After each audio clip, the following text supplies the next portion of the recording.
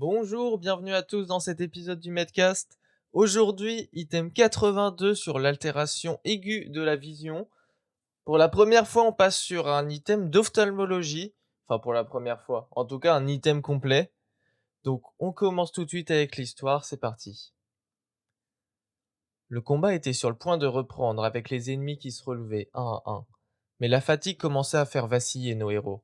Leur regard devenait trouble. Certains devaient plisser les yeux pour essayer d'apercevoir leur environnement, tandis que d'autres commençaient à voir des éléments différents.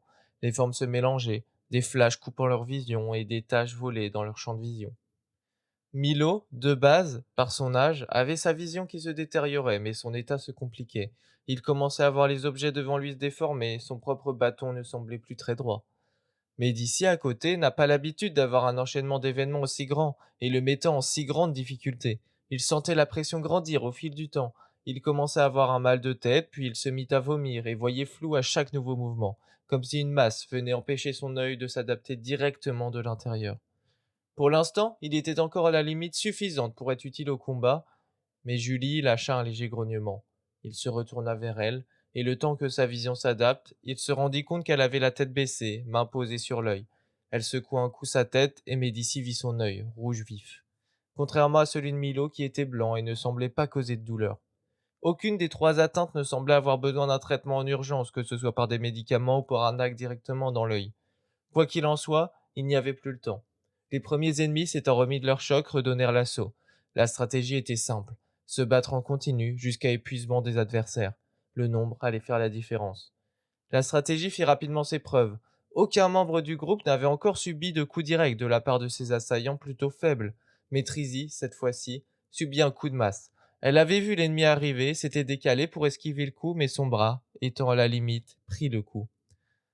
Sous la surprise, elle créa une plaque de métal au sol, extrêmement rapidement, qui expulsa l'ennemi à quelques mètres de là. Puis la douleur commença à monter. Elle n'arrivait plus à bouger le bras, le seul, qui lui restait. Les vagues ennemies continuaient de s'enchaîner, et Milo, puis Julie subirent également leurs premières blessures. Julie, scrutant entre les ennemis qui couraient vers elle, les repoussant un à un, vit que l'homme s'était mis en marche. Il avançait vers elle, d'une allure simple, lente, sans aucune hâte. L'amiral était enfin prêt à se battre. Il n'était plus qu'à une dizaine de mètres d'elle lorsque le rocher retenant le fleuve commença à craquer. Il n'avait pas bougé, mais un bruit sourd avait résonné dans le lit du cours d'eau. La structure avait dû se fragiliser par les chocs qui ne cessaient de faire trembler le sol depuis un bon moment désormais. L'amiral s'était retourné instantanément. Il savait désormais aussi que le combat ne pouvait plus durer très longtemps. On est déjà à la fin, pas la plus longue histoire, mais il y a eu des petites infos. On passe à la traduction médicale. Déjà, on commence par la base, l'interrogatoire. Il y a plusieurs éléments à rechercher, mais là, je vais vraiment parler des éléments qui sont spécifiques des troubles de la vision. Déjà, on va s'intéresser au type de l'altération, donc si c'est une baisse ou une altération de l'acuité, ou bien les différentes sensations que peut avoir le patient. Et ça, c'est le tout début de l'histoire, avec les différentes atteintes des membres du groupe, baisse de vision, déformation, etc. Mais avec ça, il faut faire aussi un petit point vocabulaire pour traduire les différentes choses que j'ai pu mettre. Donc, dans l'histoire, j'ai dit qu'il y a les formes qui se mélangent, il y a des flashs lumineux, il y a des taches dans le champ de vision. Et ça, c'est exactement les différents types d'altérations qu'il faut connaître. Si le patient il a l'impression de voir des mouches volantes, des taches dans son champ de vision, on va parler de myodésopsie. Myodésopsie. C'est le mot le plus compliqué. Si jamais il voit des éclairs lumineux, des flashs, on va parler de phosphène. Et si jamais il a une vision déformée des objets, là on parle de métamorphopsie. Et donc pour continuer l'interrogatoire, ensuite on va aussi chercher la vitesse d'installation, le côté uni ou bilatéral, si jamais il y a des douleurs associées. Ensuite à l'examen ophtalmologique. Là on va vouloir mesurer l'acuité visuelle, la réactivité pupillaire, le tonus oculaire. On va aussi faire un examen du segment antérieur. Donc le segment antérieur, ça comprend la cornée, la chambre antérieure et le cristallin. Et enfin, on va aussi faire le fameux fond d'œil après dilatation pupillaire. Après, on peut aussi faire plein d'examens complémentaires. Il y en a plusieurs, mais ils sont vraiment très spécifiques à l'ophtalmologie, donc je vais pas vraiment en parler. Je pense pas que ce soit intéressant. Ça va peut-être rendre l'épisode un peu trop compliqué, déjà qu'il est très dense, vous allez voir.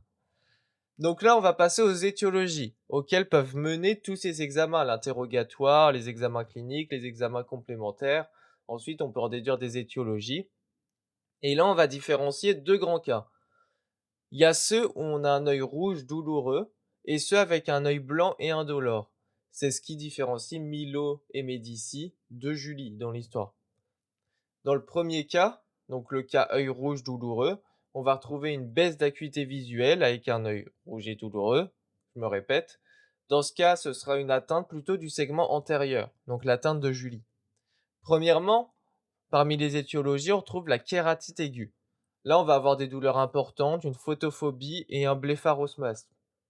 Un blépharospasme, pardon. Ça, c'est une fermeture involontaire des paupières, le blépharospasme. Ensuite, deuxième étiologie, c'est la crise aiguë par fermeture d'angle. Là, va encore y avoir des douleurs, des nausées, des vomissements et une élévation du tonus oculaire. Et enfin, il y a l'uvéite qui peut soit être antérieure, soit postérieure, voire associer les deux. La principale différence entre les deux, c'est que dans l'uvéite antérieure, va y avoir des cellules inflammatoires dans la chambre antérieure, ce qui va donner un œil rouge et douloureux, alors que dans l'uvéite postérieure isolée, là, il y aura plutôt tendance à donner un œil blanc et indolore. Et avec ça, justement, on passe aux étiologies qui donnent un œil blanc et indolore, et là, il y en a un paquet, il y en a beaucoup plus. Là, on en a eu 3. On a eu la kératite, on a eu la crise aiguë par fermeture d'angle et l'uvéite. Maintenant, on commence par les étiologies qui donnent un œil blanc et indolore. Donc, premier cas, c'est le cas où le fond d'œil n'est pas interprétable parce qu'il est flou ou complètement caché. Ça peut déjà évoquer des premières étiologies. C'est le cas par exemple de l'hémorragie intravitréenne. Lui va rendre l'uvite invisible au fond d'œil, cause justement de l'hémorragie et du liquide qui vient s'accumuler dans la rétine.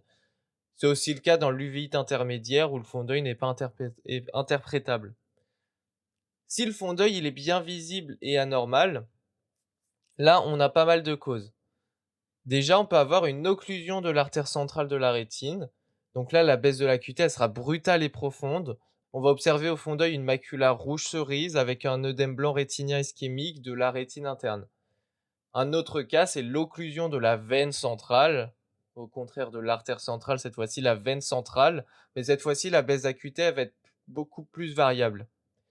On peut aussi évoquer la physiologie de base avec la DMLA, la dégénérescence maculaire liée à l'âge. Mais cette DMLA, elle peut se compliquer de néovaisseau choroïdien maculaire. Donc là, c'est exactement ce qu'a Milo. Là, cette complication va provoquer une baisse d'acuité visuelle brutale et des métamorphopsies, des visions déformées des objets.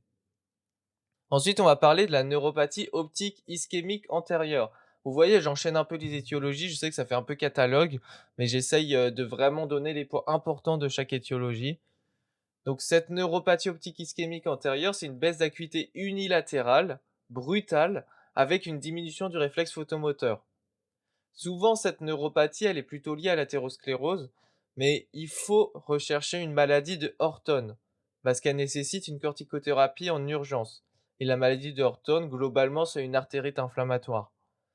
Et on peut voir notamment un œdème papillaire, qui peut être causé par cette neuropathie. Et d'ailleurs, l'œdème papillaire, c'est possible qu'à lui tout seul, il peut aussi baisser l'acuité visuelle. C'est aussi une étiologie de baisse d'acuité visuelle. Donc, la neuropathie peut donner un œdème papillaire. L'œdème papillaire peut aussi donner une baisse d'acuité visuelle, mais l'œdème papillaire ne donne pas forcément une baisse d'acuité visuelle. C'est une petite gymnastique mentale à faire, mais c'est important de l'avoir. Donc cet œdème, il est lié à une élévation de la pression intracrânienne. Ça va causer un gonflement du nerf optique, pour être très vague. Et là, du coup, on est plutôt sur le cas de Médicis et ses symptômes avec l'augmentation de la pression qu'il a subie ces derniers jours qui vient transposer la pression intracrânienne et les symptômes qui suivent. Si la cause c'est une hypertension artérielle, du coup, comme Médicis, on va avoir des céphalées, des nausées, des vomissements, des troubles visuels transitoires avec un flou visuel au changement de position et une paralysie du nerf 6. L'œdème, il peut aussi être causé par une hypertension artérielle maligne ou justement la neuropathie optique inflammatoire qu'on vient d'évoquer. On a fait le cercle. Je refais, la neuropathie optique ischémique antérieure entraîne une baisse d'acuité visuelle. Elle peut donner un œdème papillaire.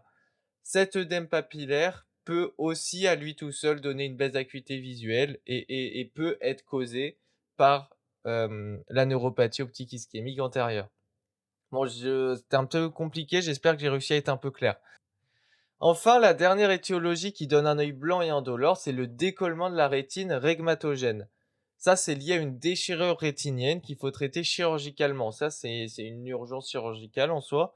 Donc, dans l'histoire, je précise qu'aucune atteinte ne nécessite un traitement médicamenteux ou chirurgical, ce qui écarte la maladie de Horton et sa corticothérapie, et le décollement rétinien régmatogène et sa chirurgie. C'est vraiment les deux étiologies qui nécessitent un traitement en urgence ou un traitement chirurgical. Et ensuite, je vais pas m'attarder beaucoup dessus parce qu'il y a déjà eu énormément d'infos, mais on peut aussi avoir des anomalies de la vision d'apparition brutale avec un fond d'œil visible et normal. C'est le cas par exemple de la névrite optique rétrobulbaire ou même des atteintes des voies optiques chiasmatiques ou rétrochiasmatiques. Bon, là, on a fait un bon point des étiologies. Je vais juste terminer l'épisode en donnant un petit mot à la cécité monoculaire transitoire. Donc ça, c'est une disparition totale de la vision qui va durer quelques minutes. Et en fait, il s'agit d'un accident ischémique transitoire rétinien. Le fond d'œil, il permet notamment de chercher un embole rétinien. Et ça, c'est une urgence. C'est pour ça que je voulais en parler, parce qu'il y a un risque d'AVC ischémique ou d'occlusion artérielle rétinienne. Dans ce cas-là, on va chercher un athérome carotidien ou une cardiopathie emboligène. Mais évidemment, il ne faut pas oublier la maladie de Horton. Et je pense qu'avec ça, on a fait un bon tour. Donc, merci d'avoir écouté l'épisode et je vous souhaite de bonnes révisions.